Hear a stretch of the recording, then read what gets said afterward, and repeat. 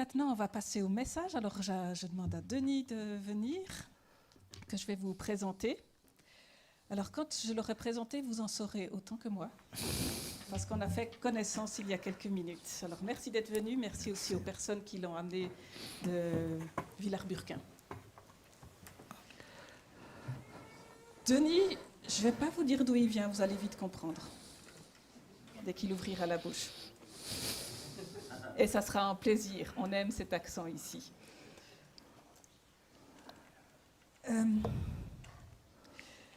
vais lire une partie du texte de présentation qu'il a sur son site internet.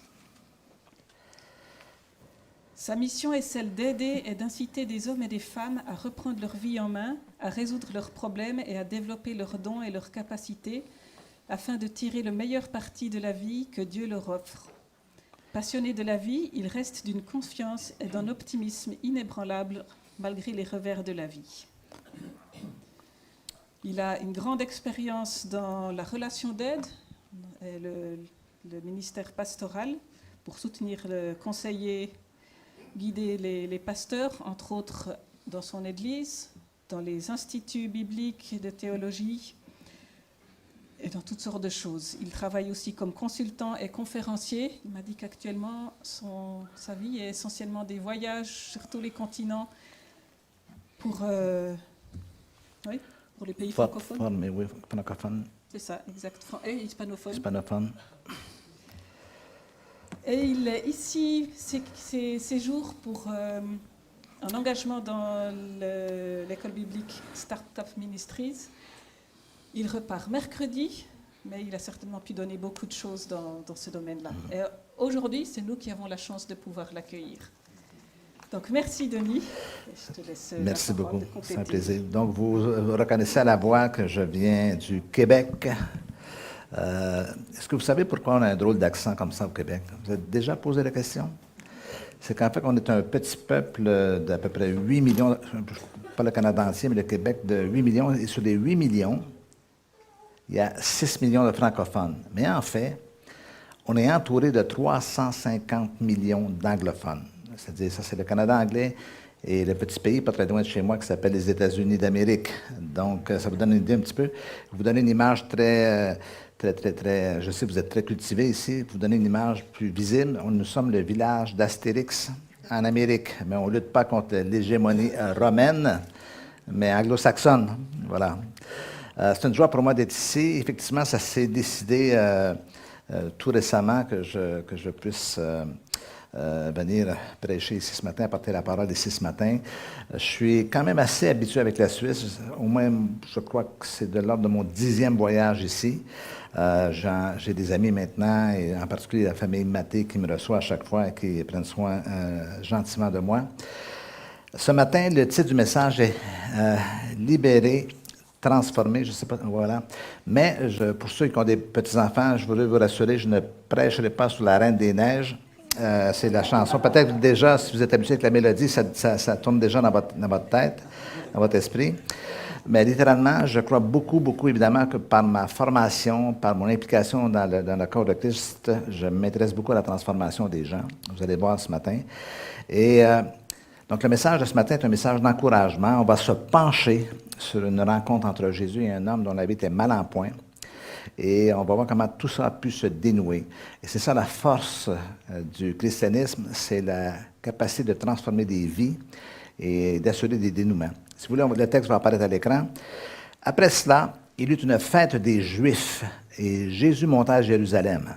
Or, à Jérusalem, près de la porte des brebis, il y a une piscine qui s'appelle en hébreu Bethesda et qui a 5 portiques. Sous ces portiques étaient couchés une multitude de malades, des aveugles, des boiteux, des paralytiques, dis-je, qui attendaient le mouvement de l'eau. Car un ange descendait de temps en temps dans la piscine et agitait l'eau. Et celui qui y descendait le premier, après que l'eau avait été agitée, était guéri, quelle que fût sa maladie. Là se trouvait un homme malade depuis 38 ans. Répétez après moi, 38 ans. C'est long, 38 ans. 38 ans. Jésus, l'ayant vu couché, et sachant qu'il était malade depuis longtemps, lui dit, « Veux-tu retrouver la santé ou veux-tu être guéri? » Mais le vrai sens, c'est « retrouver la santé ». Le malade lui répondit, « Seigneur, je n'ai personne pour me jeter dans la piscine quand l'eau est agitée. Et pendant que j'y vais, un autre descend avant moi. Lève-toi, lui dit Jésus, prends ton lit et marche. Aussitôt cet homme retrouva la santé, il prit son lit et marcha. » Permettez-moi d'aller à fond dans la compréhension du contexte de ce message. La situation qui est décrite dans ce texte se déroule à Jérusalem, à la piscine de Bethesda. C'est un texte que vous connaissez probablement. Et c'est un endroit qui fut prestigieux à un certain moment donné, mais qui a commencé à se retrouver un peu à l'abandon. Donc, dans ce lieu, et le texte, prochaine diapo, le texte mentionne, « Or, à Jérusalem, près de la porte des brebis, il y a une piscine qui s'appelle en hébreu Bethesda et qui a 5 portiques. » Notez bien que le mot Bethesda veut dire maison de miséricorde, et c'est justement ce qui va prendre place dans cet épisode de la vie de Jésus, dans ce segment de la vie de Jésus. Donc, à l'origine, l'endroit était très fréquenté par l'élite de la ville et tout cela. Mais comme c'est beaucoup le cas dans certains milieux, avec les années, le lieu a commencé à se dégrader à un point tel qu'il est devenu un peu squatté par les malades, par les estropiés. Laissez aller votre imagination pour imaginer un tout petit peu les colonnes d'une piscine avec l'eau qui est tout aussi pure qu'elle fut à une époque et que les pauvres, les malades, les estropiés, les handicapés se retrouvaient là. Et quand je pense à ce lieu qui fut à une époque très prestigieux, je pense parfois à certaines églises ou dans certaines églises, dans certains milieux, qui ont un passé glorieux, merveilleux, qui a eu le réveil, mais qu'avec les années, au fur et à mesure que le temps passe, l'Église perd un peu de sa force, de sa capacité. Les gens deviennent des habitués de la foi. Et ce qui apportait la vie à une certaine époque, maintenant, est devenu quelque chose de beaucoup plus stagnant. Il y a un auteur américain qui s'appelle Edwin McManus qui a dit « Une fois que la survie est devenu l'objectif suprême de l'Église, c'est-à-dire se maintenir, survivre, nous avons perdu notre chemin, ou nous nous sommes perdus en chemin. L'Église n'est pas appelée à survivre à l'histoire, mais à servir l'humanité. Comme pour chaque individu, il y a une différence entre vivre et exister pour l'Église. L'Église existe pour servir en tant que corps de Christ. Je suis, malgré ma formation, malgré mon long parcours, je suis toujours un fervent adepte de l'importance de l'Église locale. Je crois beaucoup à l'Église locale. Mais l'Église locale, c'est plus qu'un endroit où l'on va. C'est surtout quelque chose que l'on est. Jésus n'a jamais voulu se faire bâtir des cathédrales. Il a voulu se bâtir un peuple dont les vies lui étaient consacrées et dédiées et qui pouvait se servir et se soutenir les uns les autres. Voilà pourquoi l'Église, je crois qu'elle est aussi un hôpital pour les pécheurs. Elle est un poste de sauvetage pour les gens qui sont en détresse. Je dirais que c'est un oasis pour ce monde désertique et desséché. C'est un phare dans la mer déchaînée, tout cela. Et il y a un auteur qui a dit « Les églises ne sont pas des musées où l'on expose des gens parfaits. Ce sont des hôpitaux où les personnes blessées et brisées trouvent la guérison. » Vous êtes d'accord avec moi, vous l'avez remarqué surtout depuis la fin de la pandémie, que les gens sont mal en point. Si j'avais à vous poser la question, quels sont les 2 médicaments les plus prescrits en Suisse, certains d'entre vous, vous pouvez déjà les deviner, c'est à la fois les antidépresseurs et en second lieu les anxiolytiques pour combattre l'angoisse et l'anxiété. Ça, c'est l'état de nos... Rassurez-vous, c'est la même chose en France, c'est la même chose au Canada, c'est la même chose aux États-Unis. Nos pays occidentaux, bien établis, les gens souffrent, les gens sont mal dans leur peau, sont mal dans leur vie. Et c'est fascinant parce que ces médicaments, on les appelle des médicaments psychotropes, c'est des médicaments de l'âme. Et une de nos spécialités, nous, dans le christianisme, c'est les âmes. Mais souvent, les âmes, on a une vision un peu floue de ce que c'est une âme, oui, quelque chose qui s'envole, les âmes, oui. Mais en fait, les âmes, c'est ce que nous sommes. C'est notre personnalité, c'est notre personne à l'intérieur. Et l'Église, elle sert à établir les choses. Donc, c'est un peu la pensée que j'avais quand je lisais sur ce lieu-là, qui fut un jour prestigieux, mais qui a perdu justement de son prestige. Et qu'est-ce qui se passe dans ce milieu? C'est qu'il y a des malades. C'est assez d'imaginer encore une fois la place avec des malades. Le texte nous mentionne que sous ces portiques étaient couchés une multitude de malades. Une multitude de malades. Donc, vous pouvez imaginer des gens, les uns tout près des autres, dans une espèce de proximité, là. Donc, il y a des malades, il y a des aveugles, il y a des boiteux, il y a des paralytiques qui attendent. Ils attendent le mouvement de l'eau. Vous pouvez imaginer la scène, c'est comme une espèce de communauté parallèle. Il y a le monde qui vit ces choses. Il y a tout d'un coup dans ce lieu-là, tous ces gens mal en point, mais qui recréent à quelque part une société. D'ailleurs, c'est souvent ce qui se passe avec ceux qui squattent. On pense au SDF. Nous aussi au Canada, surtout sur Montréal, qui est une grande métropole, beaucoup de problèmes avec les SDF, mais en fait, ils se recréent une communauté entre eux. Hein. Ils se regroupent parfois dans des vieux bâtiments et tout ça, quand c'est pas dans des parcs, ils recréent quelque chose. C'est un peu ce qui se passe ici. Donc, ce monde parallèle a sa façon de voir, sa façon de concevoir la vie, et ils font toujours la même chose, jour après jour, ils attendent, espérant que l'eau va va s'agiter et qu'ils vont pouvoir ici avoir accès à la guérison. Premier arrivé, premier guéri. Alors, c'est un peu pathétique tout ça. Et encore une fois, ça me fait penser un peu à la condition de ce monde autour de nous. Mais dans ce lieu en particulier où il y a tous ces malades, il y a un homme qui est paralysé. En fait, dans la plupart de nos versions, on parle du paralytique. Même vous l'avez dans la tête de votre chapitre, souvent, le paralytique ou guérison du paralytique. Mais en fait, ce n'est pas tout à fait la paralysie telle qu'on l'entend, ce qu'on appelle quelqu'un qui est... je cherche le terme, vient juste de m'échapper. Paraplégique, voilà. C'est un homme qui... Bon, le texte nous dit, là se trouvait un homme malade depuis 38 ans. Il est malade. Le terme grec pour sa maladie, c'est asthénia, qui donne naissance en français à asthénie. Donc, c'est quelqu'un qui est profondément affaibli.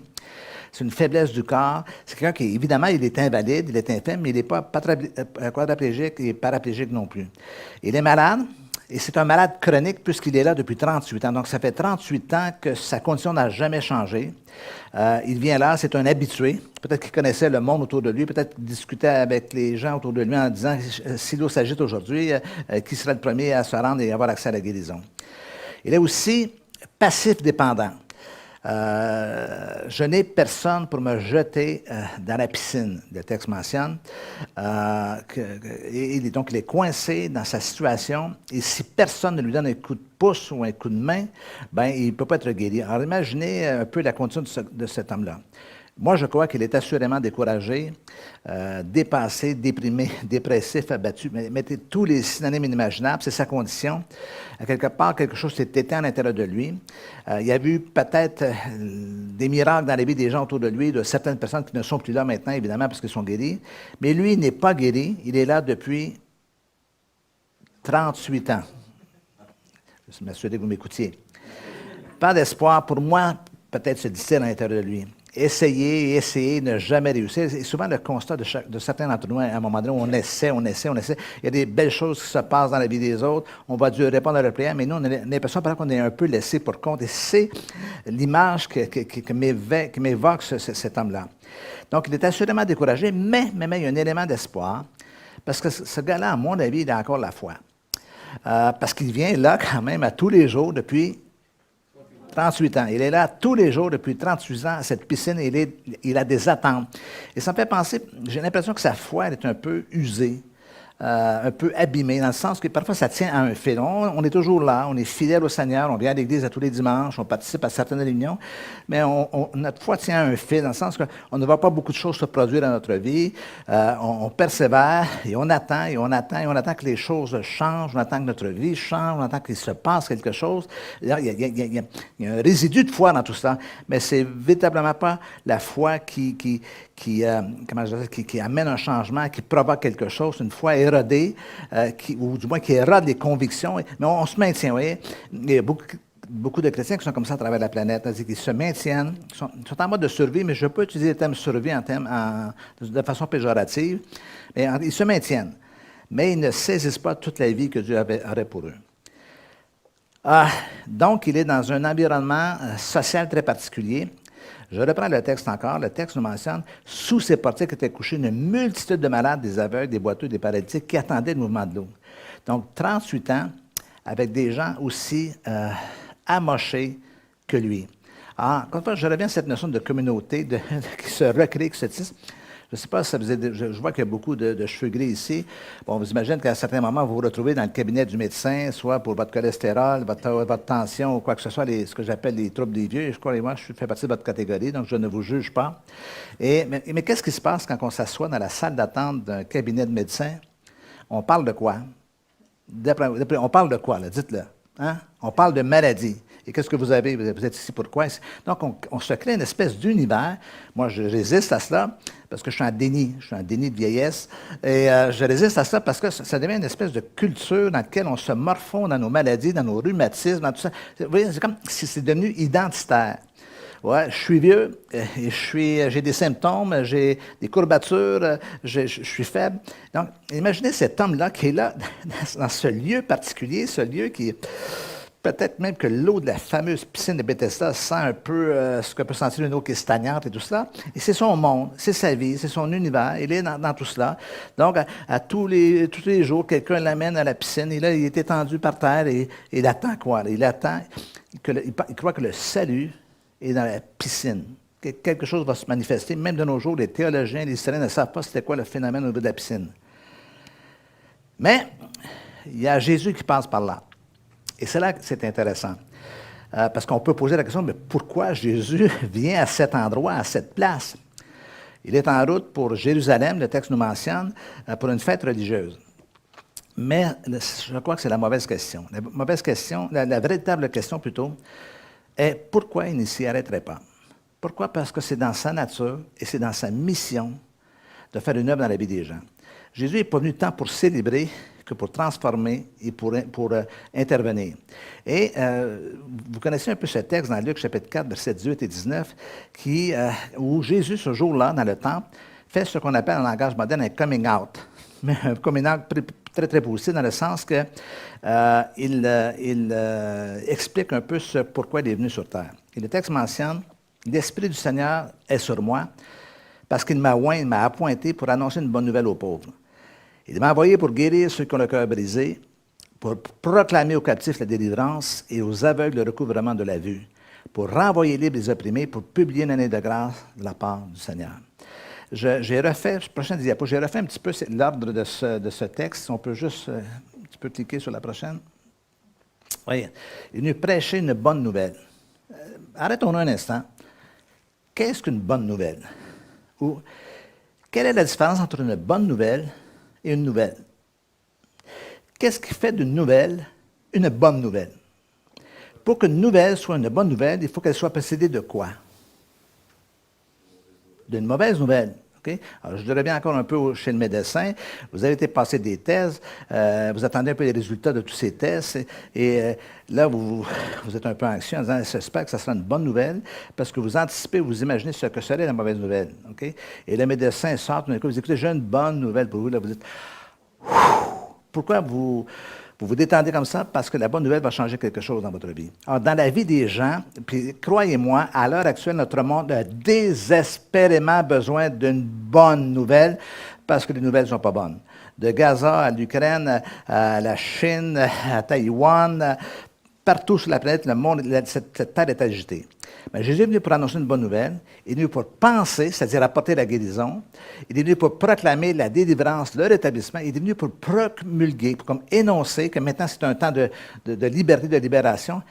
Et il est venu pour publier un temps de grâce. Ça, c'est la mission de Jésus sur terre. Donc, quand les gens se posent la question, qu'est-ce que Jésus est venu faire sur terre? Voici ce qu'il est venu faire.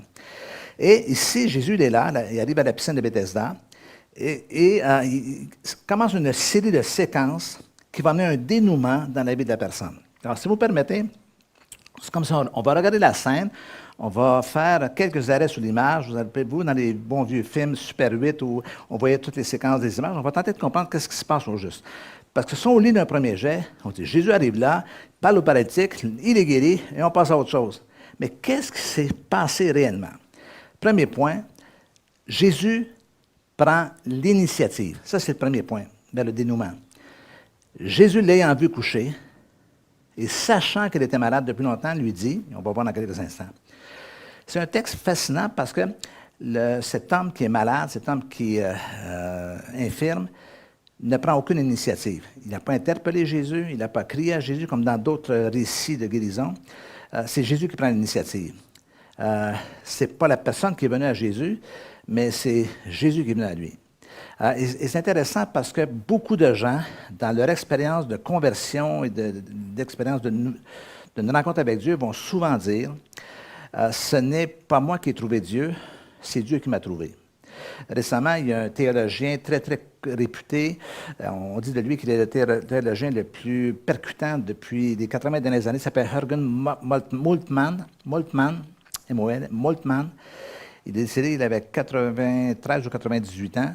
Et c'est fascinant comme histoire parce que c'est un soldat nazi, c'est un Allemand, soldat nazi, qui a été fait prisonnier et qui a été emmené dans des camps de prisonniers en Angleterre. Et par hasard, il y avait des chrétiens qui étaient là. Mais il raconte dans son témoignage que lors de la Deuxième Guerre mondiale, l'Angleterre a bombardé, je crois que c'est la ville de Hambourg, presque entièrement détruite. Et lui était sur son poste avec la mitrailleuse et tout cela. Et la ville a été littéralement soufflée par je pense qu'il y a eu 40 000 bombes qui ont été larguées. Et tout a explosé. Lui se retrouvait à flotter sur l'eau avec un bout de bois. Là, vous voyez l'image. Et là, il a crié à Dieu, si tu existes, fais-moi signe. Et 2 ans plus tard, il est dans ce camp, pas de réfugiés, mais de soldats. Et quelqu'un lui témoigne et il se convertit. Il devient un des plus grands théologiens du 20e siècle et du 21e siècle. Dieu, parfois, va venir chercher des gens, va les interpeller. Et c'est ce qui se passe ici. Et ce que j'aime, c'est que c'est Jésus qui entame le dialogue. Encore une fois, le malade ne fait rien, Jésus l'interpelle. Il y a ce texte d'Isaïe 65 qui dit « Avant qu'ils m'invoquent, je répondrai. » Avant qu'ils aient cessé de parler, comme si Dieu leur coupait la parole, avant qu'ils aient cessé de parler, j'exaucerai. Ah, c'est un immense encouragement pour chacun de nous, parce que c'est justement ce que Dieu désire faire. Il désire éveiller quelque chose en nous. Il veut nous amener à réagir et à répondre à son appel lorsqu'il nous parle. Le phénomène ici, c'est que la réponse est Jésus. Le salut n'est pas dans la piscine. La solution n'est pas dans la piscine, malgré toutes les attentes qu'ont les gens. Et j'aimerais vous dire ce matin que la solution pour votre vie n'est pas dans toutes vos quêtes insensées. La réponse, elle est toujours Jésus. En second lieu, dans la séquence chronologique, non seulement Jésus prend l'initiative, mais Jésus pose une question directe. Jésus l'ayant vu coucher et sachant qu'il était malade depuis longtemps, lui dit « Veux-tu retrouver la santé? » C'est intéressant, encore une fois, tout cela, parce que Jésus lui demande « Veux-tu être guéri? Veux-tu que je te guérisse? » Non pas « Veux-tu que je te guérisse? » mais « Veux-tu être guéri? » En fait, Jésus, ce n'est pas ce que lui veut, tant pour le gars, autant qu'il l'interprète pour savoir ce que lui veut réellement. Donc, c'est à l'inverse. Puis en fait, veux-tu retrouver une vie normale? En anglais, on dit « make whole ». Veux-tu être rétabli à un mode de fonctionnement optimal? Veux-tu aller mieux? Veux-tu que ça change? Veux-tu changer? Alors, Jésus pose la question au gars. Si vous me permettez, j'ai paraphrasé un peu la situation pour qu'on comprenne un peu dans un contexte plus contemporain. Donc, Jésus s'approche du gars. Il dit « Veux-tu être guéri? » Et l'homme étonné lui répondit, un peu agacé, « Qu'est-ce que tu veux dire? Ça fait 38 ans que je suis couché ici. » Et l'homme, regardant les gens autour de lui, se met à les blâmer. « Personne ne m'aide à me jeter à l'eau au bon moment pour être guéri. » Et retenez ça, c'est important. « J'en ai ras-le-bol d'être couché ici. Tu me demandes si je veux être guéri? » Et Jésus de lui répondre, « Oui, c'est justement ce que je demande. Qu'est-ce que tu veux au juste? » Vous savez, cette question est tout aussi réelle pour chacun de nous à certains moments de notre vie. Que voulons-nous au juste?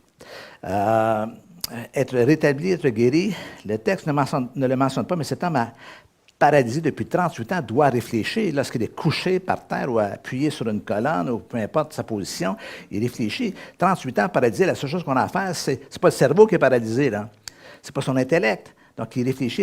Et là, arrive ce moment particulier, cette opportunité incroyable, invraisemblable, où Jésus lui demande « Que veux-tu? Veux-tu être rétabli? Veux-tu être guéri? » Et ça, encore une fois, ça m'interpelle, ou ça devrait tous nous interpeller.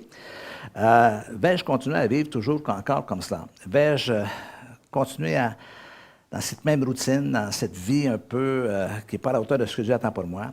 Est-ce que je vais rester empêtré dans ces habitudes nocives? Est-ce que je vais demeurer aux prises avec ces comportements destructeurs? Est-ce que je vais continuer à souffrir ainsi encore et encore, ou à faire souffrir ainsi encore et encore les gens autour de moi? Est-ce que je veux continuer à nourrir ce ressentiment, cette amertume?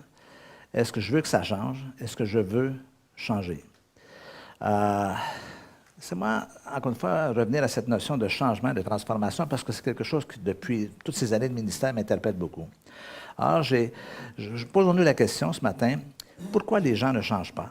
Et vous savez, comme pasteur, on est fasciné par ça parce que il y a des gens qui viennent à l'Église depuis 20 ans, 30 ans, ils sont toujours assis à la même place. Le pasteur prêche le dimanche matin. Maintenant, les réunions ont changé, mais à l'époque, dimanche matin, dimanche soir, le mercredi soir. OK, il met d'énergie, il suce sang et eau pour préparer des messages et tout ça. Et je vais vous donner une expression québécoise. Une expression québécoise qui dit « plus ça change, plus c'est pareil ». Ne me demandez pas quelle est l'origine. Alors, si j'appelle un vieux pote que je n'ai pas vu depuis très longtemps, je dis « Alors, ça va? Quoi de neuf? » Il va dire « Plus ça change, plus c'est pareil ». Autrement dit, il n'y a rien qui se passe. OK? Donc, c'est paf. Et en fait, c'est ce qui se passe dans la vie de beaucoup de croyants. C'est qu'ils ont eu une période d'effervescence dans leur vie, mais là, avec les années, plus ça change, plus c'est pareil. Autrement dit, il n'y a rien qui change. Alors, pourquoi les gens ne changent pas? Laissez-moi vous proposer 6 raisons. Les gens ne changent pas parce qu'ils ne savent pas qu'ils peuvent changer. Ce qui les anime, c'est l'ignorance. Je suis comme ça, mon père est comme ça, mon grand-père était comme ça, mon arrière-grand... Ils peuvent remonter jusqu'à Adam et Ève comme ça, voyez-vous, en justifiant le fait du peu de changement. En fait, c'est l'ignorance qui les amène à accepter quelque chose qui pourrait changer. Je suis venu vous dire ce matin que les choses peuvent changer, évidemment. Les gens ne changent pas parce qu'ils ne ressentent pas le besoin de changer. Ils sont bien comme cela.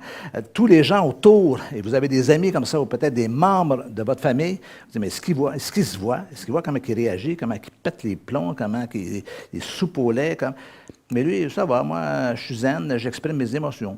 Oui. Donc, lui, il ne ressent pas, malgré le fait que tous les autres ressentent qu'il devrait changer, mais il devrait changer, mais lui ne ressent pas le besoin. Donc, évidemment, il ne fera aucune démarche pour changer.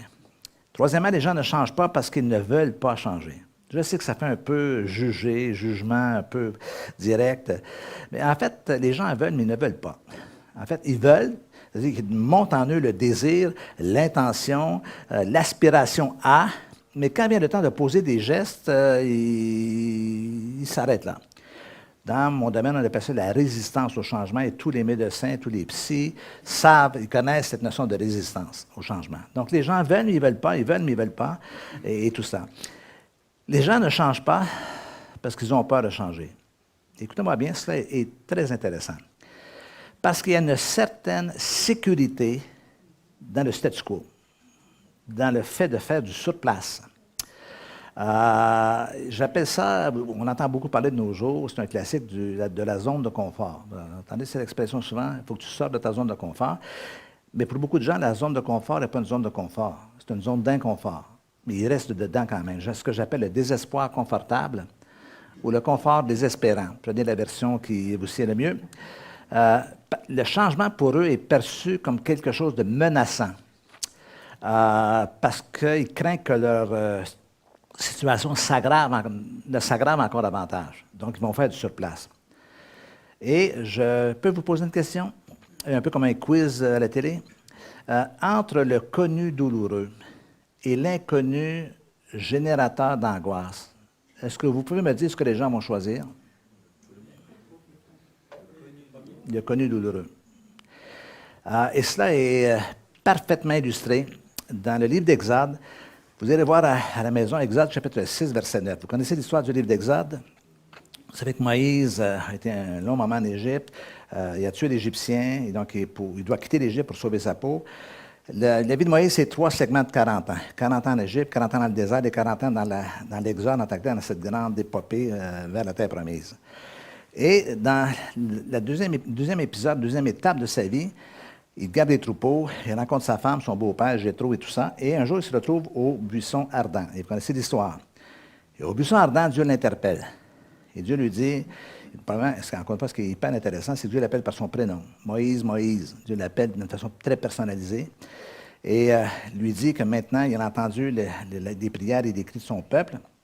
Et dit à Moïse, tu vas retourner en Égypte. Moïse hésite, résistance au changement, mais il finit par accepter la mission de Dieu. Et lorsqu'il arrive en Égypte, il convoque les anciens du peuple hébreu. Et écoutez bien ce que le texte dit. Regardez-moi avec vos oreilles.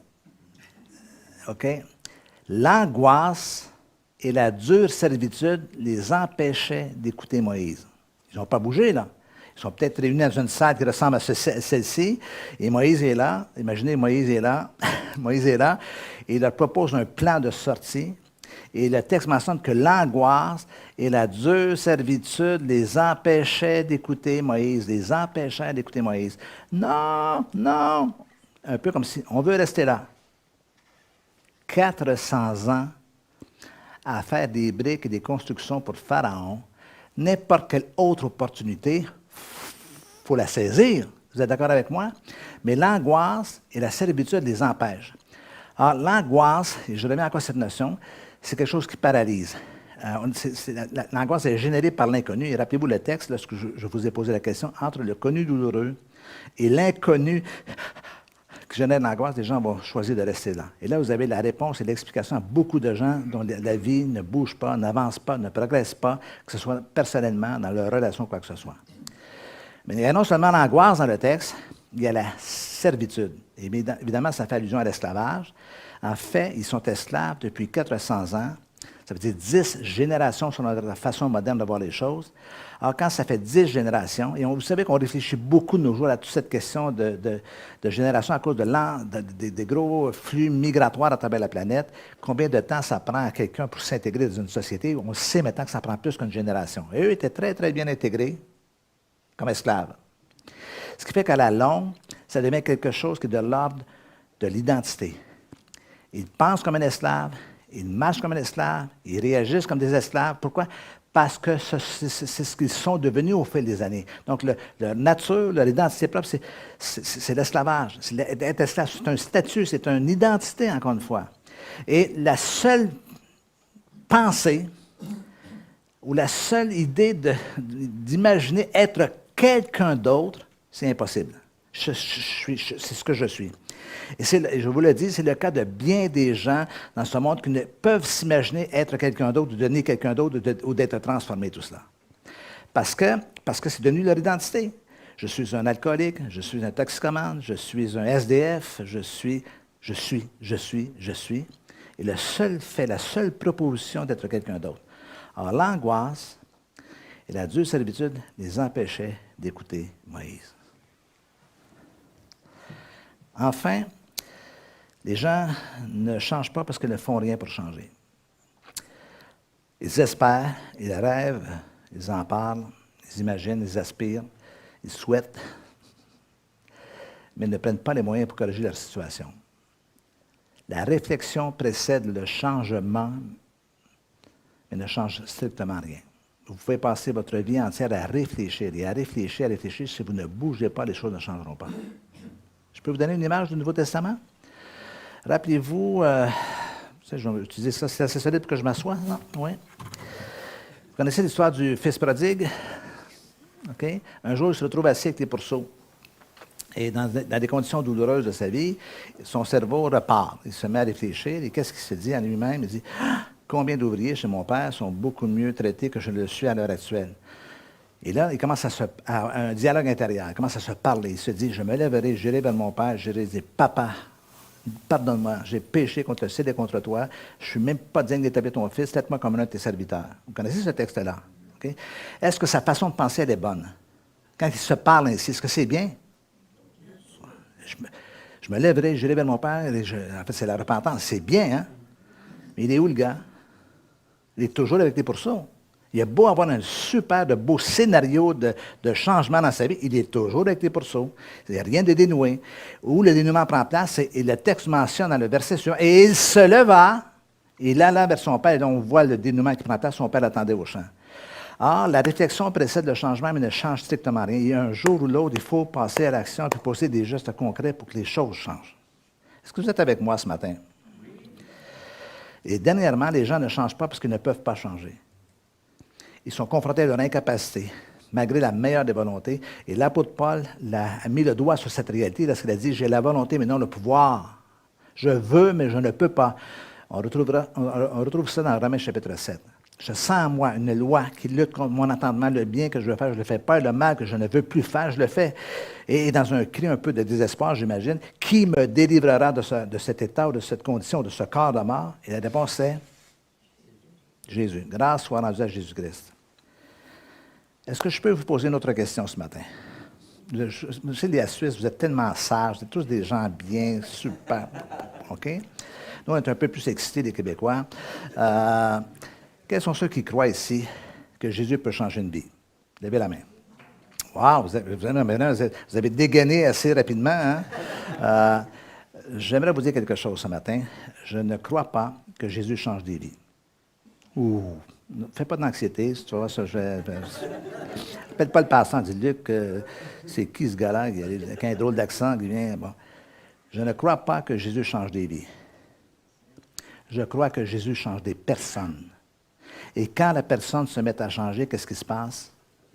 Sa vie change. Dites, oh, c'est la même chose. Non, non, non, non, pas du tout. Parce qu'on voudrait que le changement prenne place à l'extérieur de nous. Donc, à partir d'aujourd'hui, au lieu de prier, Seigneur, change ma vie, vous allez lui dire quoi? Seigneur, change-moi, transforme-moi, fais de moi ce que toi tu veux que je sois, afin que je puisse faire ce que toi tu veux que je fasse, que je puisse avoir en retour ce que tu sois pour moi. Le changement prend place dans la nature humaine. Jésus n'est pas venu pour sauver des vies, il est venu pour sauver des personnes, transformer des personnes. Et c'est le plus grand besoin que nous avons. Alors, si on revient un peu à notre histoire, et que Jésus lui pose la question, que veux-tu au juste? C'est peut-être la question que le Seigneur vous pose ce matin. Que veux-tu au juste? Que voulez-vous au juste? Mais ce qui est intéressant, c'est sa réponse à la question. Je reprends la question, si vous me permettez. La question est, veux-tu être guéri? Veux-tu être rétabli? Dites-moi, là. Ce n'est pas une question compliquée, là. Veux-tu être guéri? Il y a deux réponses possibles. Oui, non. Mais lui, ce gars-là, réussit à trouver une autre réponse potentielle. Il dit quoi? L'ayant vu coucher, sachant qu'il était demandé, lui dit, veux-tu retrouver la santé? Prochaine diapo, excuse-moi. Là, il y avait tous les allez, défile, là. OK? Bon, là, la question est, veux-tu être rétabli? Le malade lui répondit, Seigneur, je n'ai personne pour me jeter. Je ne t'ai pas demandé s'il y avait quelqu'un ou pas. Je t'ai demandé, qu'est-ce que tu veux? Je n'ai personne pour me jeter dans la piscine quand l'eau est agitée. Et pendant que j'y vais, un autre descend avant moi. Donc, voyez, comprenez bien le tableau ici. Lui, il se met à raconter son histoire, son problème. Il parle, il explique, il justifie tout cela. Mais en fait, la question, elle est bien simple. Que veux-tu au juste? En fait, il ne répond même pas à la question. Il explique, il justifie pourquoi il est toujours dans cet état. Je ne t'ai pas demandé comment tu allais, tu m'as demandé ce que tu faisais ou ce que tu ne faisais pas. Je t'ai demandé, que veux-tu au juste? Veux-tu être guéri? Veux-tu être rétabli? Il donne une explication, comme s'il demandait à Jésus d'être celui qui l'envoie dans l'eau. La solution n'est pas dans la piscine, la solution, elle était debout devant lui. Mais lui, il est encore focalisé sur l'eau qui doit s'agiter. Vous savez qu'à la longue, les gens, quand ça fait très, très longtemps qu'ils sont dans leurs conditions, ils s'habituent. D'ailleurs, c'est un terme technique, on appelle ça l'habituation. L'habituation, ça fait référence au processus par lequel une personne s'habitue progressivement, peu à peu, à son état, au point de ne plus ressentir le besoin de changer. Par la grâce de Dieu, mais le verset est mal appliqué, je suis ce que je suis comme ça. C'est la volonté de Dieu. Si Dieu aurait voulu, Dieu m'a créé comme ça. Mais c'est fou comment Dieu est responsable de plein de choses dans la vie des gens. En fait, la réalité, c'est qu'entre la proposition qui a été faite de Jésus et la réaction de cet homme invalide, il y a un espace dans le temps. Il y a un espace entre la proposition, la suggestion ou l'offre qui est faite de la part de Jésus, ce que tu veux, et la réaction, il y a un espace. Et pour chacun de nous, c'est la même chose. Dans cet espace se trouve notre capacité de choisir notre réaction. C'est dans celle-ci que se trouve notre progression et notre liberté. Alors Dieu nous pose la question. Vous savez, le problème dans la vie, ce n'est pas que Dieu parle ou ne parle pas. Je crois que Dieu parle. Le problème se situe à notre réponse à ce que Dieu nous dit. Okay? Qu'est-ce que je fais avec ce que Dieu me montre, ce que Dieu me dit? Et vous avez déjà, si vous êtes chrétien depuis au moins 24 heures, vous avez déjà entendu dire, ouais, Dieu m'avait déjà parlé à ce sujet-là. Je me souviens, en 2010, Dieu m'avait dit que, une fois dans la prière, Dieu m'avait parlé que. Oui, mais l'idée, c'est, qu'est-ce que vous faites avec ce que Dieu vous dit? Que voulez-vous au juste? C'est ça, les enjeux de la vie. Et croyez-moi, nous n'avons qu'une seule vie. Une seule, pas deux, pas trois, pas quatre, une seule vie. Mais moi, je vous dis, ça suffit amplement si on fait ce qu'on a à faire quand il faut le faire. Moi, je progresse dans l'âge, je ne dirais pas l'âge que j'ai, mais je réfléchis à tout ça et je veux quitter cette planète en ayant soutiré le plus possible de la vie qui est là. C'est le défi que nous avons, parce que nous n'avons qu'une seule vie à vivre. Et vous savez, je vous annonce une nouvelle désagréable ce matin. Nous avons tous une date de péremption. Je ne veux pas savoir quand, je ne veux pas connaître la date, mais tout ça, ça m'active, moi, à l'intérieur. En ce sens qu'il faut que je tire le meilleur de cette vie que Dieu m'a donnée. Est-ce qu'on peut dire amen à cela? Donc, cet homme-là, il est là, il est habitué, il est dans cette condition, et c'est, à mon avis, ce qui explique sa condition, ou cet état de sa réaction à la question de Jésus. Donc, il ne répond pas à la question. Il commence à donner toute cette explication. Mais moi, je crois qu'à quelque part, évidemment, il ne voulait pas rester dans cette condition, mais il est habitué. Depuis combien d'années déjà qu'il était là? 38 ans qu'il est là. Et c'est le cas de plein de gens. C'est le cas de plein de gens qui s'habituent à des mariages qui ne marchent pas. Les dames qui supportent leur mari en disant « c'est la croix qu'il faut que je porte. » Le mari, ce n'est pas une croix, mais ils pensent que le mariage, c'est seulement cela. Ils ne réalisent pas que ça peut être beaucoup plus que cela, beaucoup plus épanouissant que cela. Vous savez? Et c'est intéressant. Vous savez, moi, je souffre, je dois confesser mon péché, je souffre d'un syndrome qui s'appelle le syndrome du sauveur. Moi, je veux sauver la planète. Le problème, c'est que la planète ne veut pas nécessairement être sauvée. Moi, j'ai travaillé dans des mariages pendant des années comme thérapeute, et je réalisais que je veux plus sauver leur mariage qu'eux ne le veulent. OK? Et j'ai eu une image à un moment donné très forte un jour. Je sors d'un entretien avec un couple et j'ai mal dans les épaules. Pourtant, je n'ai pas forcé, je n'ai pas travaillé. Je suis assis à mon bureau et le couple est devant moi. Mais en fait, mon émotion intérieure, c'est que j'essayais de les convaincre de toutes les façons. Et l'image que j'ai eue, c'était, je m'en allais gentiment sur le chemin de la vie. Lorsque je vois une voiture qui est en panne sur le bas-côté de la route, comme un bon samaritain, je m'arrête. Est-ce que je peux vous donner un petit coup de pouce? Vous avez besoin d'air? Oui, le moteur est en panne, mais monsieur, si vous nous aidez à pousser, mais peut-être que la voiture va redémarrer. Et là, je me mets à pousser derrière la voiture. Je m'aperçois que les deux sont assis devant, OK, comme ça. Et je lève la tête un peu plus. Non seulement il est assis, le gars qui conduit, mais en plus, il a le pied sur le frein. Et moi, je pousse. Est-ce que vous voyez l'image? Il y a plein de gens qui sont comme ça dans la vie. Ils veulent, mais ils ne veulent pas. Et c'est l'image qui ressort d'ici, parce qu'ils sont habitués à cette situation, puisqu'ils ne voient pas la possibilité de changement. La chose la plus importante est de pouvoir, à tout moment, dans notre vie, sacrifier ce que nous sommes pour ce que nous pourrions devenir, ce que nous pourrions être. Dernier point dans cette séquence, Jésus donne un ordre. Lève-toi, lui dit Jésus, prends ton lit. C'est comme si Jésus lui coupe la parole presque. C'est comme une injonction. C'est presque un commandement. Permettez-moi de caricaturer à l'excès. C'est un peu comme OK, tu m'énerves. Allez, prends ton lit et allez, dégage. C'est pas ça, je sais que c'est pas cela. Je ne vais pas créer quelque chose au niveau de la parole de Dieu. Mais il y a comme une injonction. Et le texte mentionne que l'homme a été guéri, il a pris son lit, il a marché. Donc, il n'y a eu aucune hésitation à ce moment-ci entre l'injonction de Jésus et la réponse du paralytique. Lève-toi. Okay, maintenant, lève-toi. Mais il s'est levé. Et pour moi, vous savez qu'il y a un prix à payer pour le changement. Ça se résume à l'obéissance et le passage à l'action. Okay? Ce gars-là a fini par comprendre, il a pu résister encore une fois et dire, écoute, aide-moi à me pousser dans la piscine, mais c'est pas ce qu'il a fait, il a écouté Jésus. Et c'est le grand défi que nous avons les uns pour les autres, les uns les autres.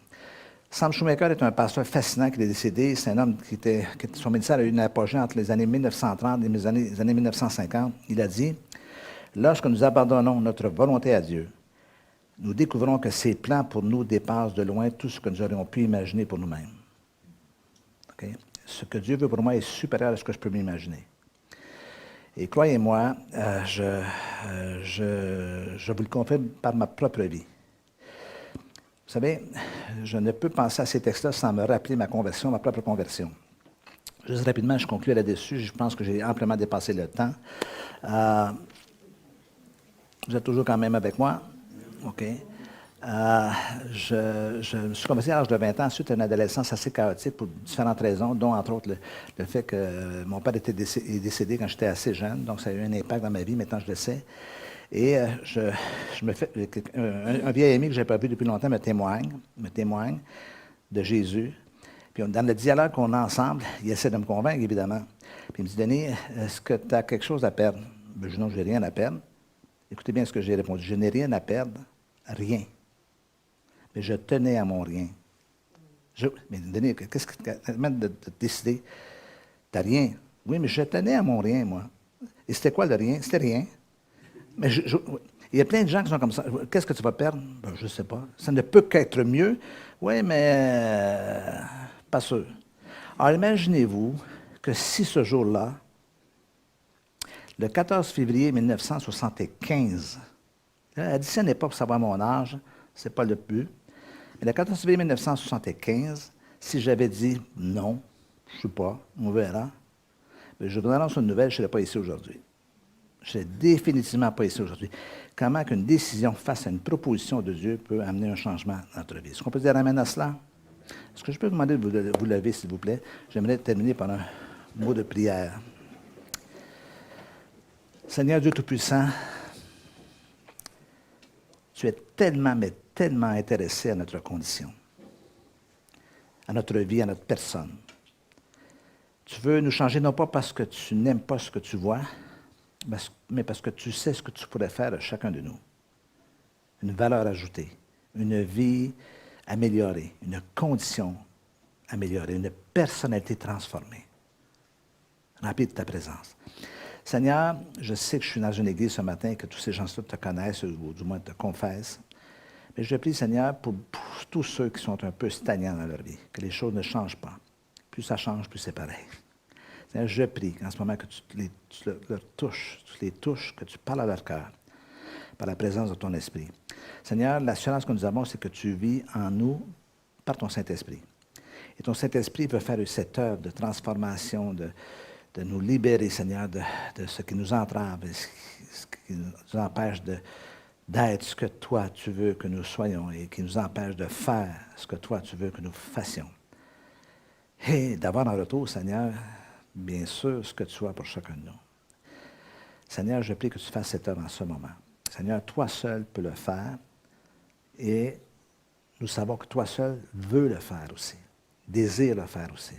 Alors, ce que tu attends de chacun de nous, c'est un peu la même réaction que cet homme, c'est de passer à l'action, de se lever, de prendre notre vie et de continuer à marcher, à avancer, à progresser dans ce que tu as pour chacun de nous. Seigneur, garde-les précieusement, bénis-les abondamment, bénis le reste de cette journée dans leur vie, que ton esprit puisse s'imprégner dans leur cœur ce que toi tu juges utile et nécessaire de ce message, oh Dieu, pour leur propre vie. C'est en ton nom précieux, Jésus, j'ai prié. Tous ensemble, nous disons Amen, Amen et Amen. Juste avant que vous vous assoyiez ou que vous quittiez, j'ai une table à l'arrière avec quelques livres dont vous pouvez vous asseoir.